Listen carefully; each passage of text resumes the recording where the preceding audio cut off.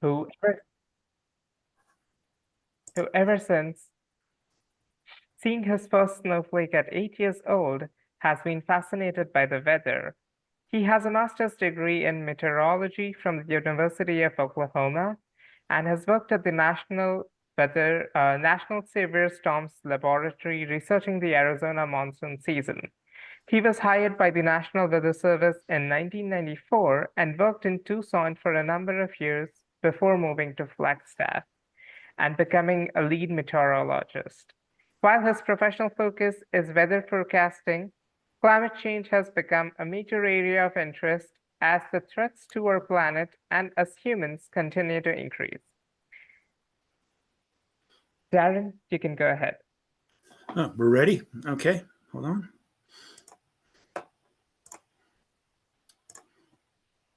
Just got to get this going here. All right. All right. Well, welcome everyone.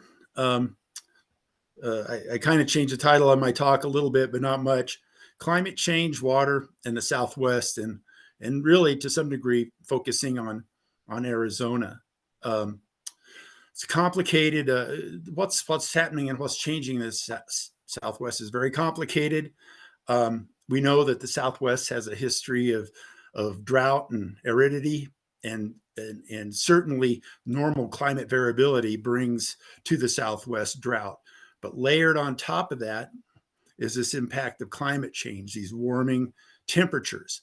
And there's a couple influences that warming temperature has. And one of those is increased evaporation of surface water supplies, certainly reservoirs and lakes and like that. But maybe more importantly, the warming, at least an element of the warming that we're seeing, is going to impact snowpack. And that definitely impacts the runoff into our area, streams, our water supply, our surface water supply. And when our surface water supply dwindles a little, then our need to pump groundwater increases. So all these things are commingled and interchangeable, and important to understand when you got the Southwest, which is still growing, major agricultural region, 40 million people plus or something like that. So there's a lot of moving parts, and it behooves us to maybe understand a little more what's going on as we move forward. So let's begin. First of all, when I say the Southwest United States, the studies typically done include California, Nevada, Utah, Colorado, New Mexico, and Arizona. And then, so I'll interchange that. Sometimes I'll be talking about the Southwest in general. Sometimes I'll be talking about Arizona. Since I'll be mentioning these a few times, these are what they call RCPs, representative concentration pathways.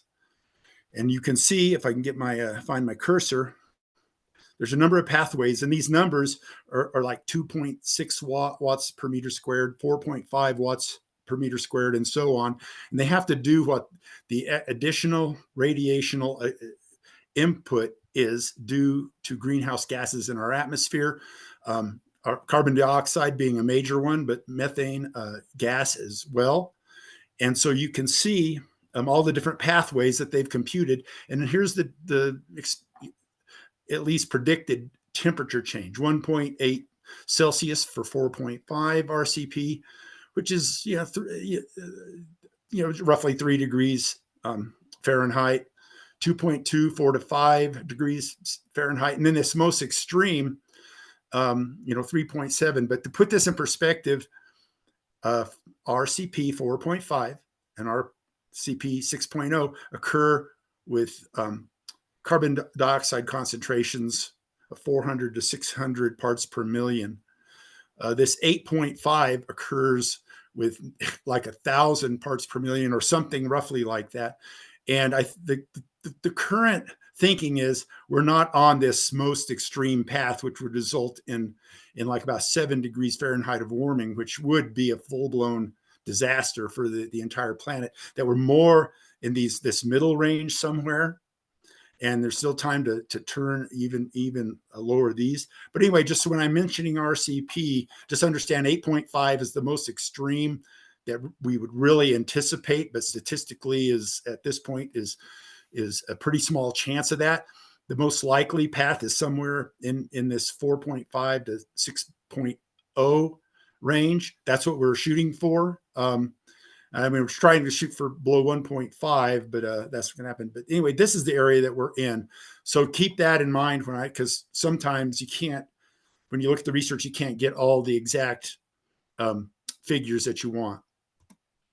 And first of all, just a brief history of water in the Southwest. For a long time, the West has been arid, long periods of drought, and then periods of relative moist and rain.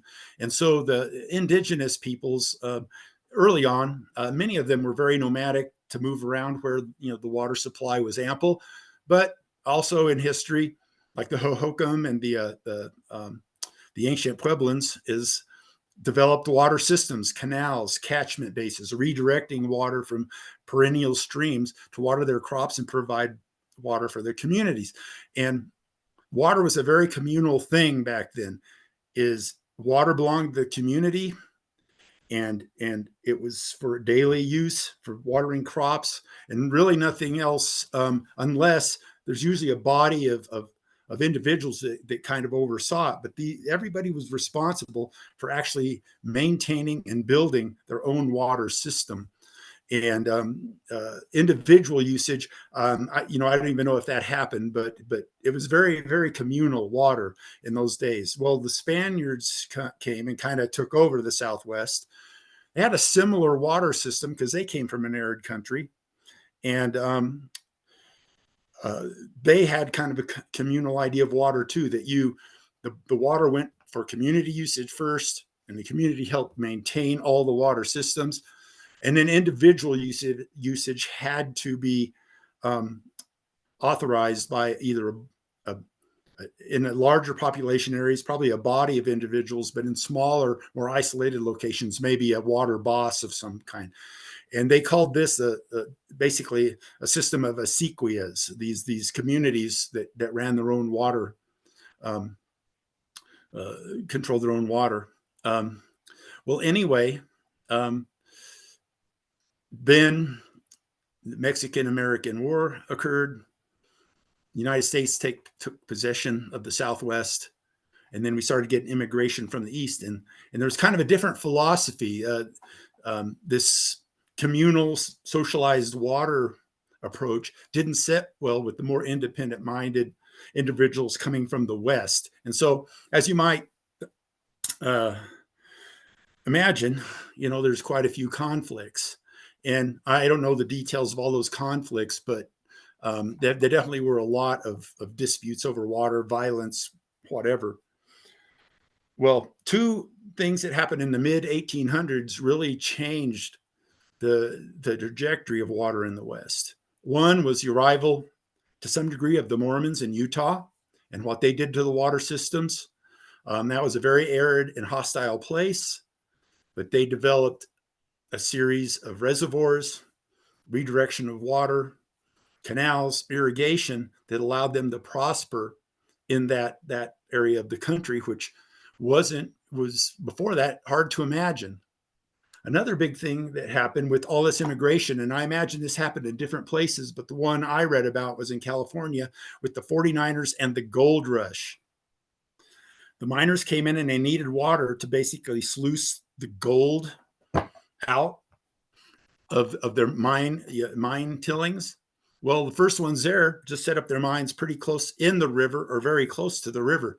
But as more and more came farther and farther from the river, but they still needed that water. Well, that created a lot of conflict and dispute.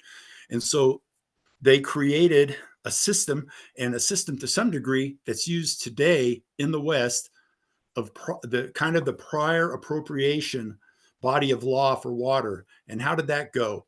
If you came in and made claim, the first one to make claim to the water, if water became scarce, you were the last one to lose your claim. Everybody else in order that arrived and laid a claim to water, if the water resource went down, became scarce, the late arrivals would lose their water rights first. In addition to that, you had to use the water and it couldn't just sit there or you'd lose your water rights, and it had to be used for a beneficial purpose. And most of that beneficial purpose in that case had to do with mining gold. I suppose some of it was for community use and all that, but certainly to mine and pan out that gold. And so that's where a lot, those two things, the advancement of water systems in Utah, and then the law of prior appropriation exists to this day. And probably another big turn in history was the National Reclamation Act passed by our federal government in 1902. And that really opened the door to all the systems of reservoirs and dams and canals and water redirection that we've seen. There's some other projects that took place, one here in Arizona, one in the Central Valley of California. Also, some would say Los Angeles stealing the water from Owens Valley. All that stuff is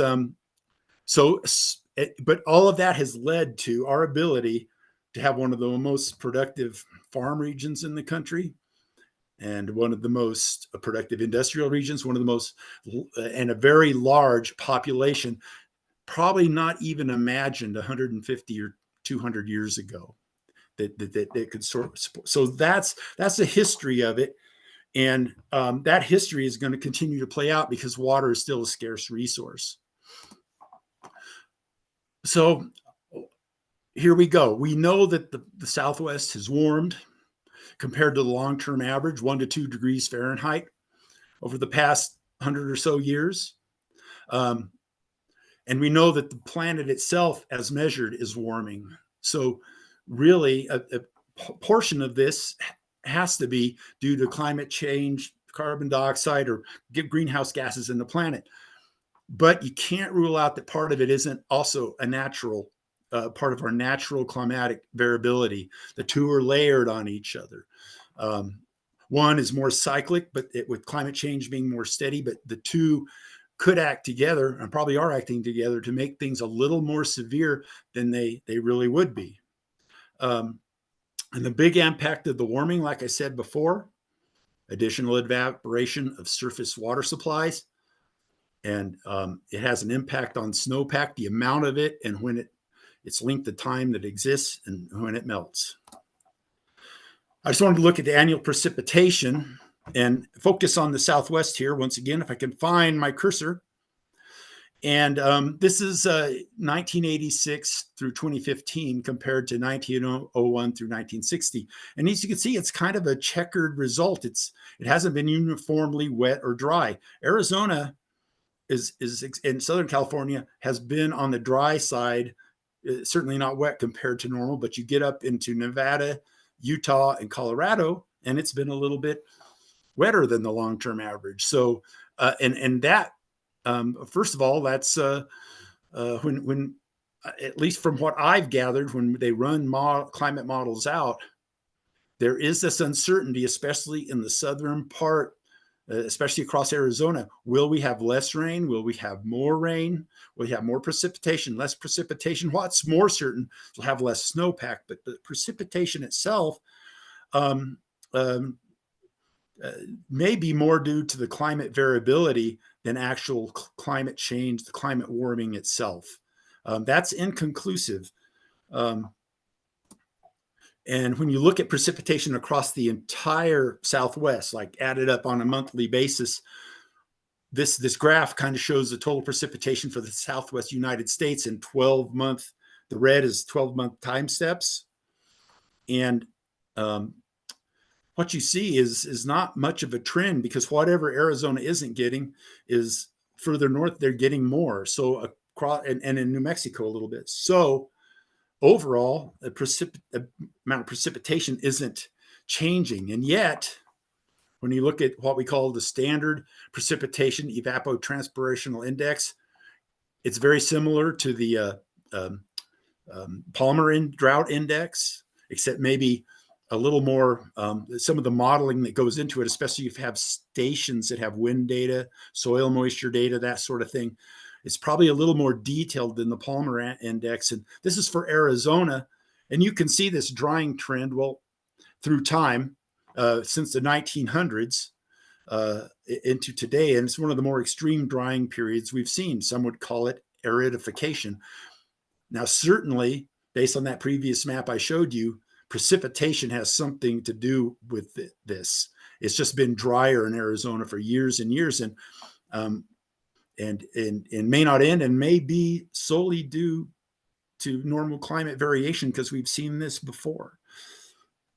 But when you look at the overall Southwest, and this is the Palmer Drought Index for the entire Southwest, so states that I mentioned, and it is even showing which it measures precipitation against, evaporation components over time since the 1900s. You can see that there has been this, if I could find my cursor again, this downward trend toward drying.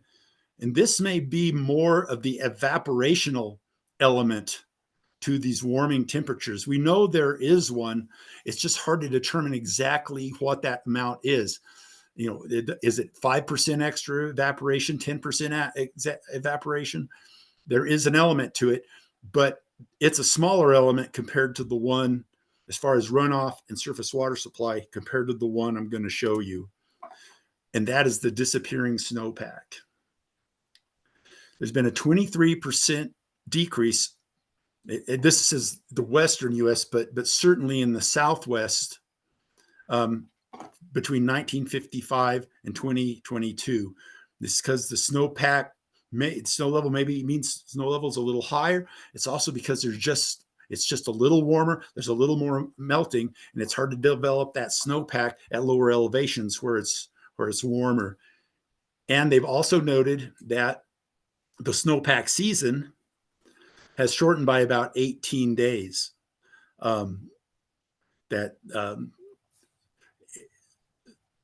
So this is a trend that's going on now. And like I said, layered between climate change and natural variability, and it's apt to continue. And it has effects on the ecosystem. And I'll let you just read some of this. Obviously, water supply disruption, we've seen that in the recent history. I mean, the last 2 years have been pretty good.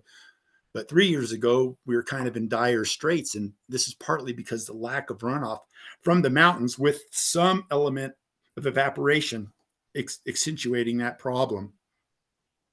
And so, and there's other things, winter activities, but some of the stuff isn't quite as important as just if you're talking about people and people needing water, and settlements and towns and cities needing water, that water supply disruption is a big one. And then just the beauty and the natural flora and fauna and riparian systems of Arizona impacted by this reduction in surface water. So what has the historical looked like? Well, historically, and we're looking at the residence time, how long the snowpack was measurable, inch or more. And you can see historically between 1975 and 2005, which is a 30-year, it's a common climatological period. You can see, and we'll just look at Arizona for the most part, and to some degree up here in Utah and Colorado, because that's the headwaters of the Colorado River. But you can see in Arizona, we can expect, except for the very highest peaks, anywhere from 30 to 60 days of snowpack on the rim, which is right here, Mogollon Rim, Kaibab Plateau, which is up in here, Chusca Mountains and Defiance Plateau up here in northeast Arizona. Typically, on a typical year in that period. Well, and then remember those RCPs I was showing you earlier? Well, this was run on an 8. I couldn't find a 4.5. I'm sure it's out there, but I couldn't find it. This is for an 8.5 RCP, 8.5 watts per meter squared. And so what I want you to take into account is what we're looking at is something that it's not as dire as that looks, where there's basically no snowpack in Arizona. Maybe it's somewhere in between that. Maybe instead of on the Mogollon Rim, we have 60 days. Instead, we have more like 30 or 40 days of snowpack. So it is going to be a reduction.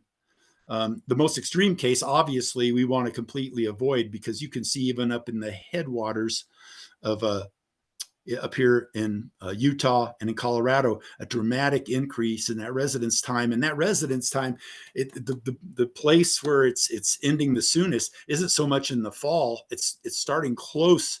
It's a little later, but relatively close to the normal starting time. It's in the spring that it's drying out sooner, and that has a lot of impacts on water supply, ecosystems, everything else. That's just a period of time that it's going to be drier than it would historically, and that's something we'll have to deal with. Snowpack, snow water equivalent, and that's essentially you take a snow core, you melt it. How many inches did it take to create that layer of ice and snow? And so historically, that snowpack, and this is in millimeters. All right, so roughly 25 millimeters is an inch of liquid.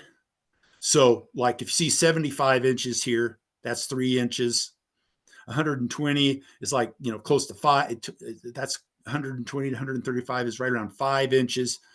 6 so it goes. So once we get up to 250 inches, that's almost 10 inches of water equivalent in the snowpack. And you can see in Arizona, we're looking at 3 to 5 inches of water equivalent in most of the snowpack, except for the very highest peaks of the White Mountains down here and the San Francisco peaks here, and then a portion of the north rim, north of the Grand Canyon and on the Kaibab Plateau.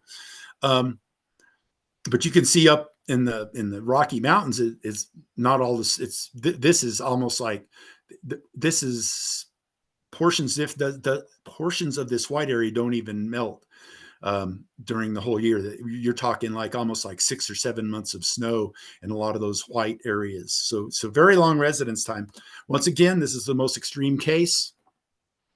RCP 8.5. So nobody's really expecting this to go this far. So I would say that kind of look at in the middle here. So where maybe we got 3 to 5 inches historically of liquid water equivalent in the snowpack.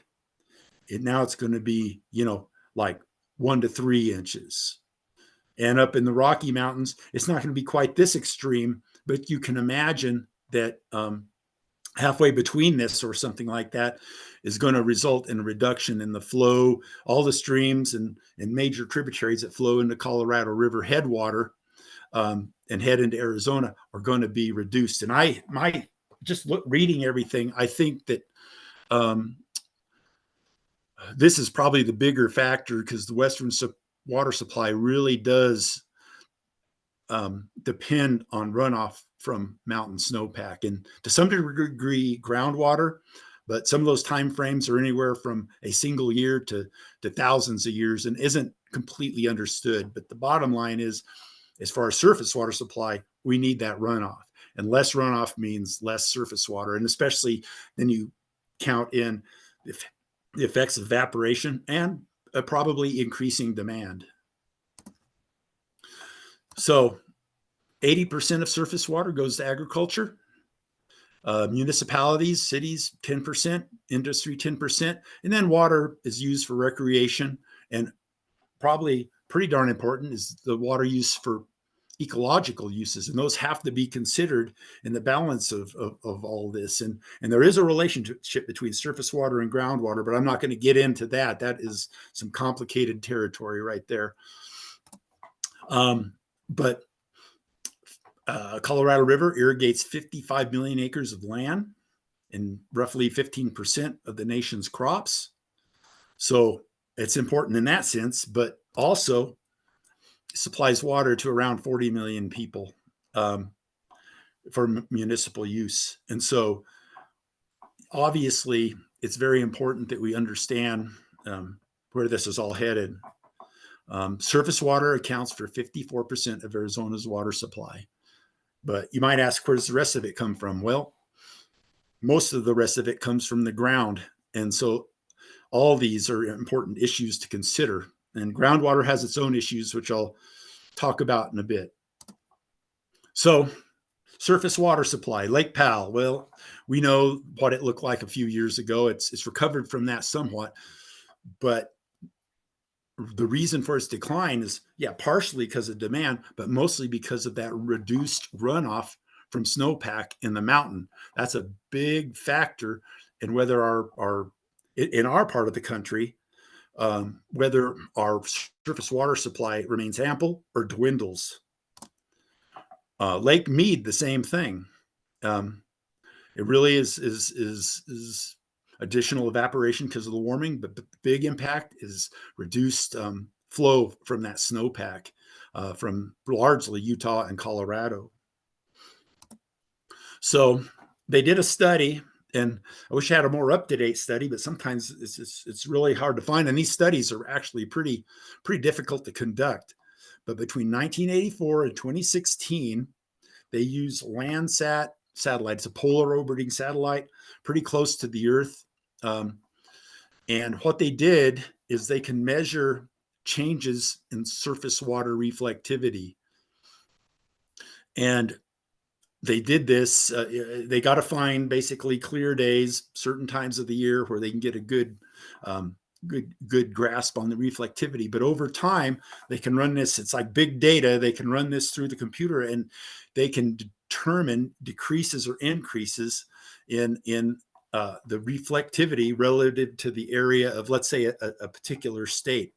And so what they saw in the Southwest is that surface area of water was decreasing. And this is usually like Lake Powell, Lake Mead, the Great Salt Lake, Lake Tahoe, Salton Sea, areas like that. I mean, it also encompassed smaller bodies of water, smaller reservoirs, but those ones really take up the bulk of the area. But anyway, during that study, they found that the area of those water bodies was decreasing. And of course, based on those images I just showed you, probably continued to increase with a confidence level of about 95%, meaning the chances of the measurements they took early on and the mean of those early measurements ran. This is hard for me to explain, but the confidence is high that those two means between the beginning part of that curve and the end are just random, just could have happened anytime. That is very low. The high confidence that those are actually indicate a difference in the surface area of water based on that satellite analysis. And so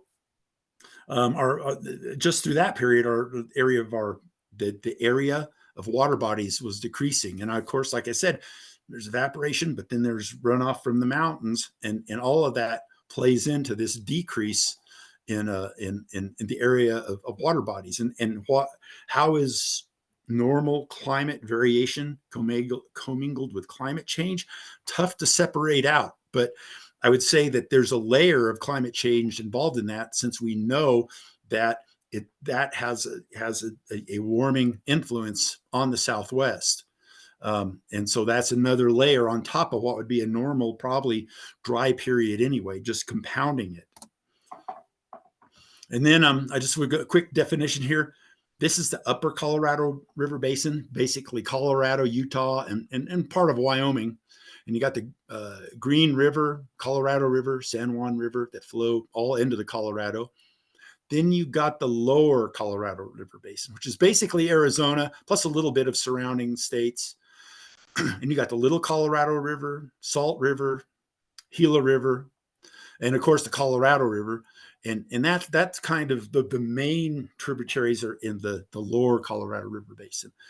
And so you got your upper, and this is a lot of the headwaters of the Colorado River. And you got this lower part where some of the main headwaters really come from the White Mountains and mountains in New Mexico. So, and this is the one I have some trouble explaining, because what they took from these USGS scientists is they took 7 different climate models with all sorts of different, maybe initial conditions or just a different, makeup of the model. And they didn't just pick the dry models. They picked models that kind of spanned every possibility just to see where it'd end up if you ran those models. Well, they ran the climate models, and that's all these little dots here. And some of the dots are overlaid, so you're not going to count 7 dots on every one of them. And then they took the output of those climate models, basically the precipitation, the snow, whatever, and fed them into what they call the Southwest Sparrow model, which is a hydrological model that tries to, with pretty high resolution, take into account to runoff, tributaries, soil, all the things that would evaporation, all the things that you would include in that would affect hydrology. So this is the output. These dots represent the output, not so much of the climate models, but of that hydrology model. And this 2.5 and minus 2.5, that's what they call the accumulated stream flow. And get this, cubic kilometers per year. So that's a lot of water. But they basically have counters that count, essentially accumulate all the water that passes through the hydrologic model. And then they compare it to the historical representation. The 0 pretty much constitutes the historical flow across the lower Colorado River Basin, totaled up. And so and you can see it's for the 2030s at the bottom, 2050s, 2080s. They ran it out into the future. And here's these numbers again, these RCP numbers, 4.5, which is more likely the path we're on. And then the most extreme case, because it's nice to see what you're up against. Like, it's a low prob, but if it happened, what are the consequences? So here's the 8.5, if I can find my cursor again, right there. And so in the 2030s, on our current path, there isn't a lot of change, like in terms of climate change, we can expect these years of dryness, but then some wet, and maybe we go back and forth. But the models are saying that really, on average, there may be even there's probably an even chance of the flow increasing over time, not just decreasing. So in the short run, we still have, maybe kind of indicates a little time. We're not on this most extreme path. That would be definitely cause a reduction in flow. We go to the 2050s, 8.5, there's distinct reduction in accumulated flow across the lower Colorado River Basin. With at our current path, which seems like what we're going to stay on, the average falls slightly below. We're like, maybe I put a percentage on it, and I'll show you something that'll bring that into focus a little more. Maybe a 5% decrease, 5 to 10 decrease in the actual accumulated flow in the lower Colorado River Basin. That includes the Colorado River, but it also includes the Gila and Salt River. Then we get into the 2080s. If we stay on the same path, you see that the confidence grows that the flow will be less than what the historical normal is. More of those dots are either right on the line or below it, and that accumulated flow is going to be less. And certainly if we get on this path, and thank goodness we're not on it, except for outliers, and if you took the outliers away, is a distinct drop in the flow. It's something in the like 20% reduction in the stream flow across that lower Colorado River Basin. But all the models show a tendency toward drying, and like I said, partly because reduced runoff from that snowpack, and partly the result of increased evaporation. And only one more, hopefully really complicated set of graphs, but I kind of, these are the same. 2030s, 2050s, 2080s. We're going into the future. And these are all the different outputs of that Southwest Sparrow hydrologic model, which took in the results, the output of those climate models. So each of these dots is an independent output for a point. One is at the Colorado River at Lee's Ferry. One's the Colorado River below Hoover Dam. And what you can see in general with time, in the most extreme case, talking about a nearly 10% reduction in stream flow change. But if we stay at these points, which to me is more instructive looking at those means, as we see if we stay on the 4.5 RCP path, our flow for an extended time is going to drop below normal. And you can see actually closer in, it's actually, there's the models on average are predicting above historical flow down the Colorado River. So that's yet to be seen. It's just modeling, and that average could easily, there's an uncertainty in there, and they didn't put the uncertainty bar in here that fall below that historical amount. But you can see this trend, these bars, this bar that I'm circling is the average of all the models. And as you go into the future, that indicates a drying trend, at least the best we can model it. And it makes some sense. If we're warming, less snowpack, more evaporation, it makes sense that maybe that flow across the Southwest is going to reduce. And that is going to put a stress on our surface water supply and then put a stress on our groundwater. And I want to show this. Just look at the top panel, please. It's a little, well, you can look at both of them. It's a little complicated, but the top panel is really the path we're on, RCP 4.5. And what I want you to look at is these are all kind of the headwaters of the Colorado River. And these are the high elevation mountains. And this is a strong indication. And the red means less flow. And this, oops, I lost my cursor. Okay, this is the upper Colorado. This means less flow in those tributaries, less snowpack runoff, and less flow into the Colorado River, which runs through Arizona. And in fact, you can even see the headwaters of the Salt River and Gila River are going to experience a decreasing flow as well, due largely to that decrease in snowpack. So even at 4.5, we're going to see a decrease in the flow down the Colorado River and other important river tributaries in Arizona. And hopefully we can even divert off that path sooner than later, which there's still time to do that. That's what they're saying. There's still time for us to reduce our impact even from a 4.5 RCP. But we'll have to see about that. It's complicated to get the momentum on that. And then importance of groundwater, and I'll go through this kind of quickly, but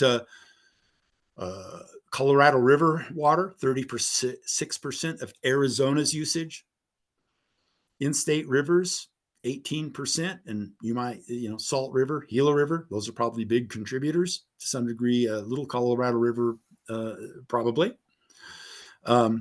But you can see groundwater makes up 41% of the water supply to Arizona. So it isn't a minor contributor and is directly impacted by the availability of surface water. Well, this is another map computed by the USGS through 2007. And I know that's pretty old, so this has changed. But the pink area, the pinkish area, is aquifers that are at least 500 square miles or larger. And these aquifers, and groundwater pumping, I mean, you could dig your own well by hand and you could dig down a little bit. Really, groundwater pumping was kind of a mid 1900s, maybe 1925 forward, when we got diesel engines and whatever, gasoline, gas, and it really deep drilling and water ground pumping didn't start till mid-century or so, last century. And so that's kind of when, some of these wells in that time period, when they started measuring the depth of some of these wells. And what you see in these larger wells in the Tucson area, it looks like the San Pedro River where my cursor is, and then the Phoenix area, have gone down by anywhere from 25 to 40 feet since that time. So that's a serious drawdown. The blue dots are more, if as much as they can tell, isolated aquifers. They could be connected, but they don't know. But where they have a well, that wellhead has gone down from 25 to 40 feet since the middle of last century. So across Arizona, we're drawing down our groundwater because the surface water supply is not enough. And you could imagine on years or multiple years where there's surface water is even less and more restricted, that we might lean on those groundwater supplies even further. Then this is the annual recharge across the Southwest United States. But let's look at Arizona again. And let's look over here, 0.0 to 0.5 inches per year, most of Arizona. That's the recharge rate over much of Arizona, and much of those where those blue dots were happening. It's pretty clear.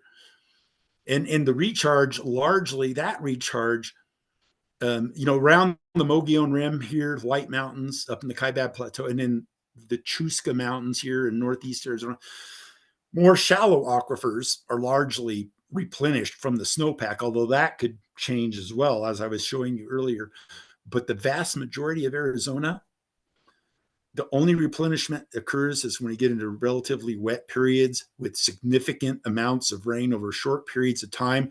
So it can percolate down through all the cracks and crevices, saturate all the soil, and then work its way down into the water table.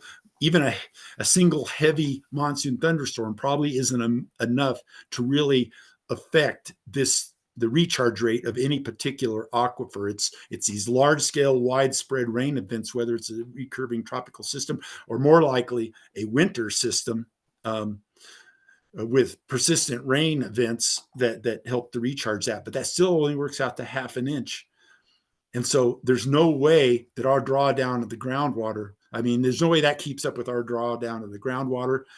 And if we have reducing surface water, then that's going to compound the issue. And then what's the problem? I don't know what the time frame is for how much groundwater is down there. It's not 50 years. It's hundreds of years, if not 1,000 years, that you could pump groundwater. But the deeper you go, the more expensive and technical it becomes to actually bring that water to the surface.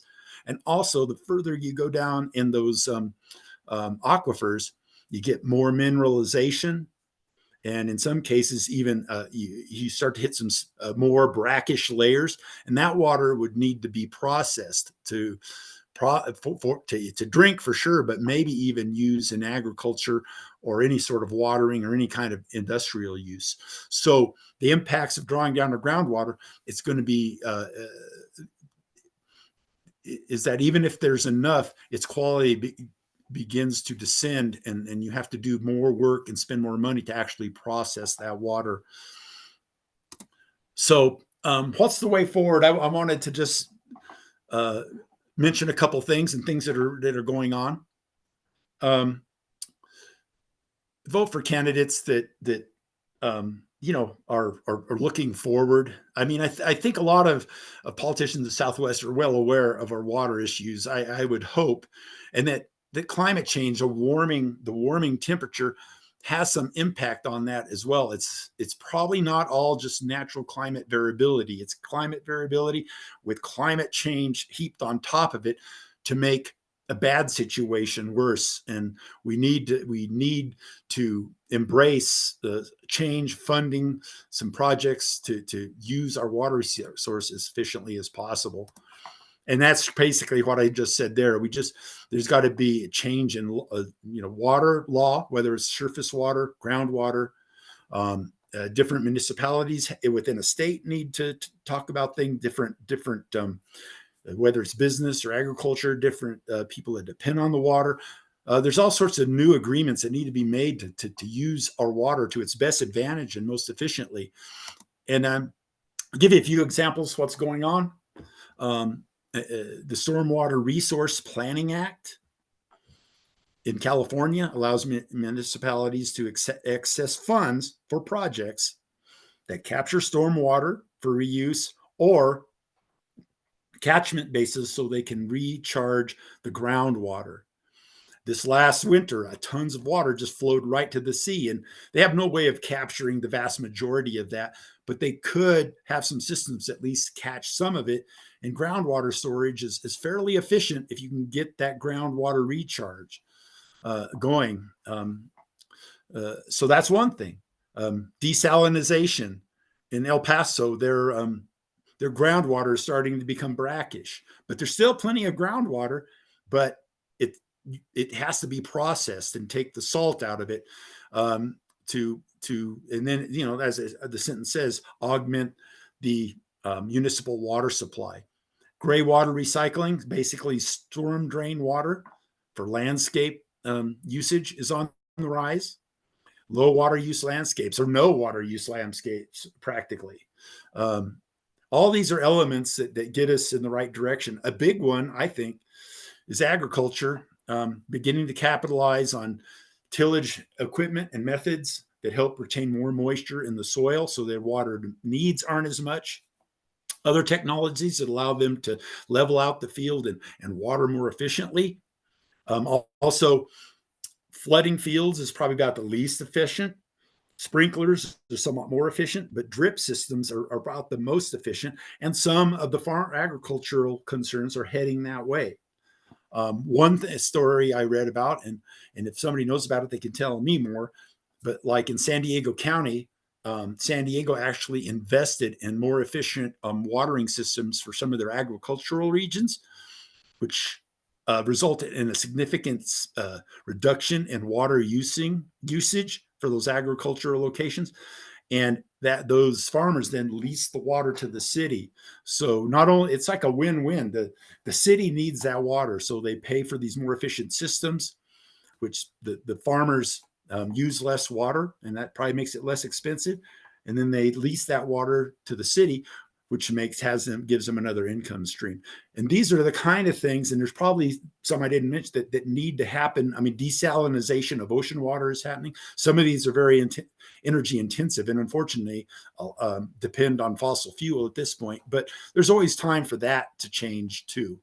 But in order for the Southwest to remain viable, these are the kind of solutions we need. So in summary, the growth of the Southwest has been dependent on a system of reservoirs, canals, pipelines, groundwater pumping, all those things to come to where we are today with business, population, agriculture. Without that, we go back to this arid kind of, we need that water. Let's put it that simply. The Southwest United States is warming and becoming drier. And evaporation is that warming has something to do with increased evaporation, but it's also the annual snowpack maximum is coming earlier, and the water content is decreasing, which has a direct impact on that flow from the mountains to our surface water supply and to some degree groundwater supply. Over the last few decades, those water bodies are decreasing in size. That probably has been a little difference in that the last couple of years, as all these things go up and down. But looking at the general trend is that runoff, between the runoff and evaporation, those water bodies are decreasing in size. And obviously that can cause some real issues in the Southwest. And the withdrawals from groundwater are far outpacing recharge. And that's going to continue. It's just how much groundwater, and then how quickly do we have to start spending more money to pump that groundwater so we can get at it and it's potable to public. So that's the end of my talk. I'll entertain some any questions now. Let me just get back to where I was at here. Yeah, so that's my talk. So if you have any questions, I'll do my best. Was there any, I mean, obviously there are probably some things you were unclear about. There's some pretty technical stuff in there. Oh, but do I have to cancel? There we go. Yes, Brandon, go ahead. Hey, can you hear me? Hello. Yes, Yes. we can hear you. Oh yeah, just a quick question. You said that farmers lease the water back to the city and that San Diego example, and I was just wondering, is that like water they bought for or pumped themselves? I just was surprised to hear the Well, farmers. Yeah. yeah, well, the law of prior appropriation comes into this because if you don't use all the water that's appropriated to you, then you lose the right to that portion of the water. You have to use all the water. And so it really is a law that almost promotes waste. And I don't know what their agreement was in this particular case, but they must have changed something about the law so that water saved could simply be sold to the municipality. And when you see how much water, you know what I so when you see how much water agricultural uses, it seems like that should be, if we can have efficiencies in watering and such, we that should be a source of additional water. But the laws are kind of prohibitive in a lot of places. And I'm not an expert on law, but that is what I've been told, that is a barrier. But they must have, rewritten some of the law so that they could do that, and the farmers wouldn't lose their appropriation. Okay, thanks. That's super wild, but thank you. I see that Stephen has a comment in the chat box. Oh, Stephen, okay. would you be comfortable Oh, to? there's okay, there. Yeah, let me look down here. I see that. And hey, Darren, this is Stefan. Sorry, I don't have my camera on. I'm not in a Yeah. condition to do that at the moment, and I apologize. But yeah, much of what you've been saying is covered in that Williams et al. Nature paper from 2022. And you may have already seen it, but if in case not, I put a link to it in the chat. Okay. Yeah, I see that. Thank you. Yeah, because that sometimes when you embark on these adventures, you're like researching these things. It's hard. You need some other people to give you some links to get more modernized data. But I think the same probably still holds. But I'll definitely get this link going and make sure and save that so I can read through that. Thanks, Stefan. Yeah, sure. And the only reason I know about it is because Williams came to present at NAU back when his paper was coming out. So I got lucky and got to see his presentation. Okay. Yeah. Well, I mean, like I said, I'm no expert in the area per se, but I think it needs to be communicated. And some of these articles are so technical and unavailable to anybody else that somebody needs to at least try to explain what the scientists are doing and what they're seeing. That people really are working hard and putting a lot of effort in to kind of try to figure out what the future holds, and then maybe influence what decision makers make to help us work into that future. Because nothing's guaranteed.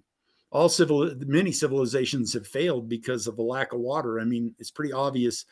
We take water for granted, and yet it's one of the main cogs in the wheel of civilization. Period.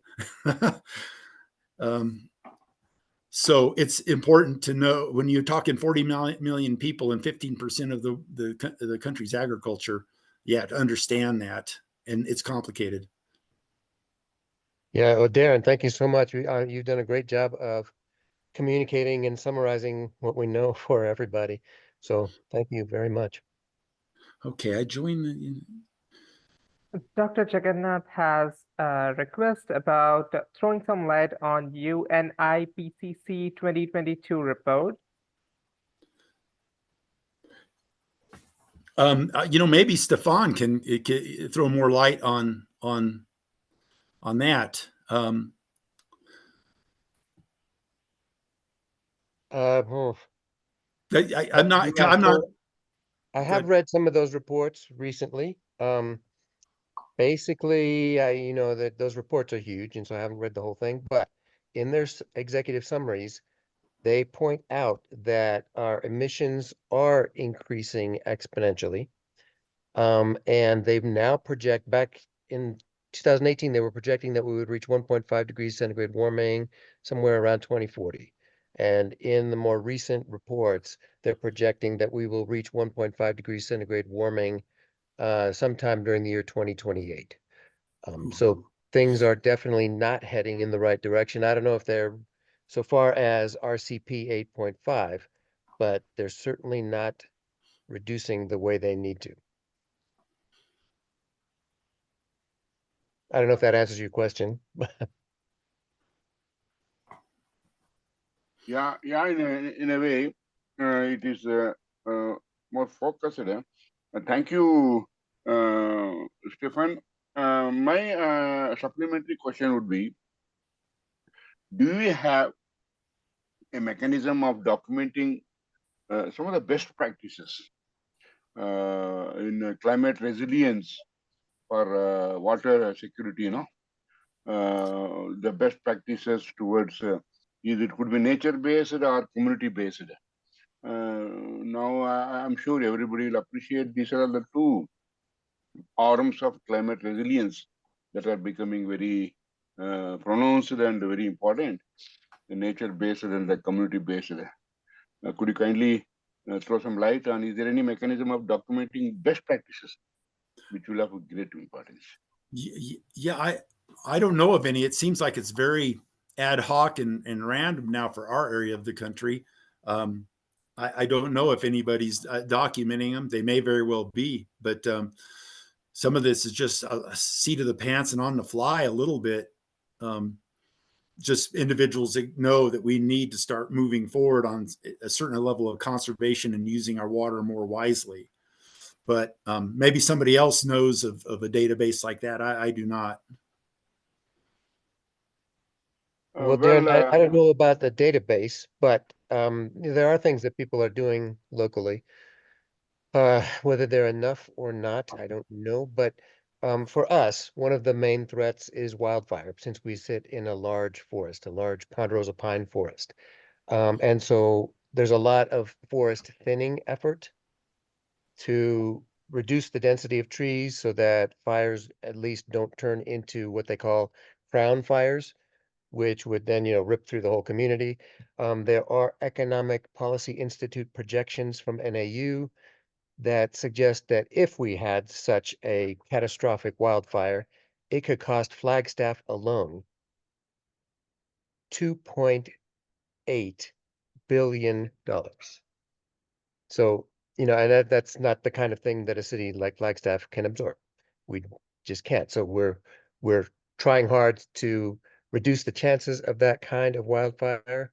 There are folks in town who are working on carbon mitigation in various sorts.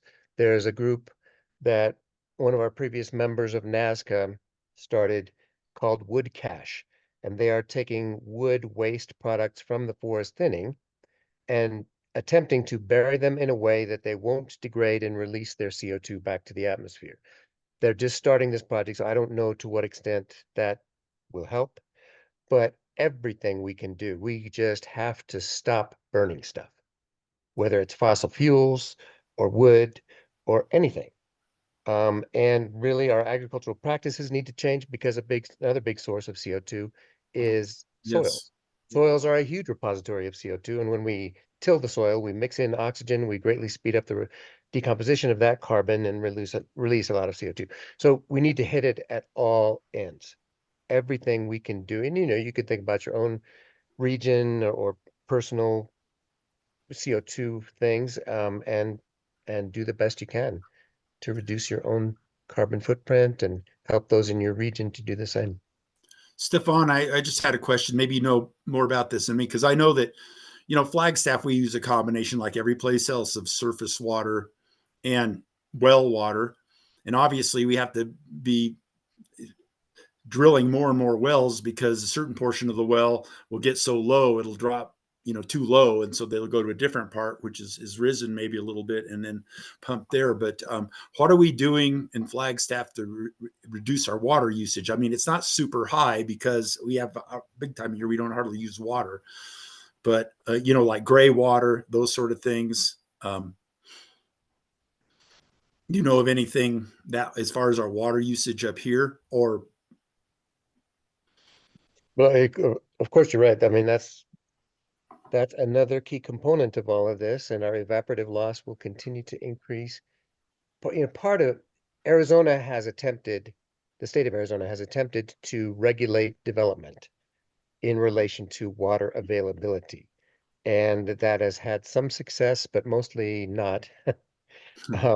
So for a while, developers needed to show that for their development, they had a guaranteed water supply for at least 100 years. I don't think anybody's enforcing that. And certainly we're not enforcing that here in Flagstaff. Um, so one of our issues will be, we will have to keep drilling deeper as we increase our water use. And we'll have to pay the cost of pumping that water from 2,000 feet down to the surface where we can use it. And that cost will increase as we drill deeper. So, and I'm not a specialist in any of those areas, but yes, I was just curious what you knew. yeah. And Brandon, you've had your hand up for a while. Okay, yeah. Oh, yeah, this is like a side question that I kind of try to ask a lot of speakers, and that's just, has there ever been a moment in your career focusing on these issues that has really captured the public attention? Just like, has there ever been an issue or a picture that just seemed to really grab people? I was just wondering, any sort of fights or protests or just a picture of drought that that you think has had a powerful effect? Could you repeat the first? I was just trying to read some of the Oh, comments and listen to just the oh first yeah. part of what you said. I'm sorry about that. Yeah, no worries. It basically is, has there ever been an issue or like a picture of drought or an article headline that has really grabbed the public's attention, more so than any other time in your career? The one that really grabbed the public attention was about 3 years ago when Lake Powell, but especially Lake Mead, got so close to its water supply level. I forget the technical term for it, but it's like there's like Deadpool level almost, but certainly it hit its lowest level since it was filled. And Lake Mead is the main provider. Lake Powell provides some, but when you're talking about the 40 million people, Lake Mead probably is the biggest source of that. And so that created a big stir. It even precipitated, I think, some changes in some of the local law and regulations. But yeah, that was it. When everybody knows if those water bodies go down too low, we're in deep trouble. I don't think there's enough groundwater, to make up for that. Well, and Darren, one of those issues was that the city of Las Vegas has an intake pipe in, what is it, Lake Mead? Yes, at the bottom. And when the water level falls below that intake pipe, then they're in deep trouble Yeah. because they don't really have much And it else. got pretty close. I don't know how many feet, but it got pretty close. And there is So a they're point going where, to build a lower elevation intake pipe right. in case. I don't know where that all came out, but that was a headline back then. Yeah. Yeah, I think with Lake Mead, they had just built the third, it might have been the third, but it was the lowest level one to draw on water. And then, yeah, and I think it happened before the level got to its lowest. And so, yeah, now there's been a little bit of recovery, but all the projections say that's going to be probably short-lived. So, yeah, I don't know. The way forward, still we don't have all the solutions yet. That's for sure. There is a question here from Raphael Okay. that's been in the chat for a little bit here. Oh, I see. Yeah. Yeah, if you know anything about that. Yeah, I think so. I don't know. Maybe it's minimally processed. I'm not sure about the whole, but we certainly use wastewater up on our ski area for snowmaking, and maybe that's not the best use of it, but there are, and I don't know how much we're using stormwater for watering landscape, but I know that is an increasing trend to minimally treat it and then just use it for, you don't want to make, I think they have to minimally treat it. They got to test it to make sure it's not poison water or something, but it's not necessarily potable water. Although back to Vegas, I think it's called the Southern Nevada Water District, maybe, or something like that. They do have the capability of doing, I forget the term for it. It's like tank to toilet, toilet to tap or something like that. So the technology does exist now that you can even clean up. Yeah, and I've seen promo videos of this where people, they have someone drinking the water that it's like their CEO or whatever, right? Now I don't know. Vegas doesn't include that, I don't think, right now, but I'm pretty sure they have that technology. They have a really good system. That's what they have that technology in San Diego too. They've been like experimenting with it for a long time. I read a story where Bill Gates actually went down and drank a glass of it to show that it's safe. But convincing the public of that, one oopsie, and it's like, but maybe for some watering and stuff like people would probably accept that. But yeah, there definitely are some very technologically based solutions going on out there, especially that work for municipalities, not so much for agriculture. But I think I would like to chip in with one or two case studies. The case of domestic wastewater being used for drinking purposes in Singapore, for example, and parts of India where I am from, recycling is a way of life for non-potable purpose, especially the process, gardening, air conditioning. I remember way back in '84, I was involved in a project. Basically, I'm from the space department, Indian Space Research Organization. Almost all the centers we have recycling plants, having the domestic wastewater used optimally for non-potable purpose. And here I would like to add a great achievement from the Netherlands, in the form of Aqua, an experiment on the International Space Station. But this was well reported in 2021 in the World Water Week at Stockholm, Swedish International Water Institute. They do generally every year an international conference on water. It's called World Water Week. It will be held in August now. I want to say these Netherlands companies are trying to try this experiment on the International Space Station, where they convert the feces and also the urine into simpler, water, and this is a very simple. It goes back to our, high school days periodic table, putting every material, this waste or anything into simple terms. I think they are using fridge size equipments on the space station, which convert the urine and feces. Maybe days to come, there will be like RO plants at home, maybe few decades from now. I wish also to add on one more thing here. Way back in 2021, I was invited to be a consultative committee member for over 100 best practices, nature and community based by WMO, World Meteorological Organization. This program is going on still. Some of us can look at that World Meteorological Organization, where this climate resilient initiatives is there.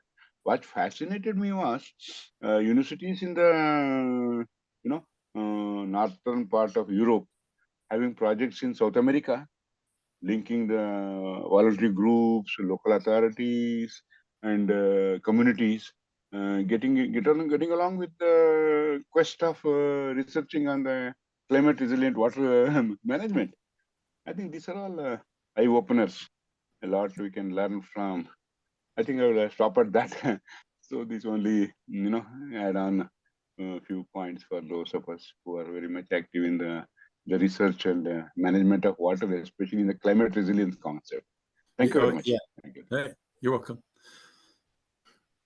Yeah. Well, yeah, and probably more, more technological solutions are going to come, and also legal ones too. I mean, like said, the interaction between business and communities and the universities and the governments to try to use the water more efficiently, because I don't think the Southwest is using, I mean, it's a limited resource, but I don't think the Southwest is using its water resources efficiently as it could. Um, that's almost guaranteed based on what I see. So anyway, yeah. But it's a pretty important subject, pretty important issue. True. Um, That's right. let's see. I'm just trying to see what we got here. Got a link. Oh yeah, growing alfalfa in the desert. Yeah, that's something that's got to stop. Somebody just sent me a chat. Yeah, growing alfalfa. Brandon, think yeah, it's nuts. Alfalfa, and that's going on more places than you think. That's even going on up in Utah, and Wow. once again, this prior appropriation law comes into play with a lot of this. Anyway, that's it for me, Wow. basically. Unless we got some more questions. I think I- that's I- Really quick, I kind of missed the part. I was wondering if there's been any intersections between indigenous tribes fighting for water rights that you think has been beneficial towards this issue, because I've heard of, I think, like the Hopi tribe protesting dams on the Little Colorado River, and I'm just wondering, do you think that sort of benefits this overall issue, or? Well, I think there definitely have been discussions and disputes, and I read of one recently in New Mexico. Maybe the Pueblo tribes in Northwest New Mexico made some agreement with the. I don't know the details now. I just read that they had some long-term relationship and discussion of water usage, because the federal government kind of came in and almost, it was like, well, this is all our water, I mean, they just kind of assumed it was all their water, and the tribes have pushed back a little bit, in the lead in with the law, and saying, well, no, we have a right to some of this too, and this is this, who has the water rights. So it's going on as we speak, and I don't know that it's all been resolved, but I know that there was some agreement recently signed between probably the state government of New Mexico and then the tribes in the Northwest. Or at least they're certainly working on it, but I don't know what the details of that are. It's just something I read when I was reading the history of water. So yeah, that's an issue. I mean, I think a lot of things were done probably in that relationship that weren't fair, and it was one-sided. Yeah, All right, the thanks. Native American tribe, they have unanimously approved the Colorado River water rights in Arizona. And so now it's up to the Congress to see if they pass the bill or not. Yeah. So returning a little more fairness to those water rights, because because it's only fair, and everybody has a right to some of the water so that they can proceed with their settlements and their cities and their lifestyle that they want. And we certainly, the federal government came in and kind of, probably, I'm not anti-federal government, but they did come in and just step all over everybody and without really much consideration. That is true. I mean, it was high time that they ratified it, because in 1922, they did not even consult the Native American tribe and just went with what they wanted to do. So, yeah, exactly. And that starves some Native American communities of water. That's just the truth. yeah, exactly.